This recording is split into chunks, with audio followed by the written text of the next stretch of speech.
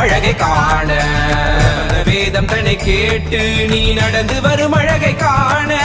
பிரபந்த வேதம் தன்னை கேட்டு நீ நடந்து வரும் அழகை காண என்ன தவம் செய்தனோ வரதா என்ன தவம் செய்தனோ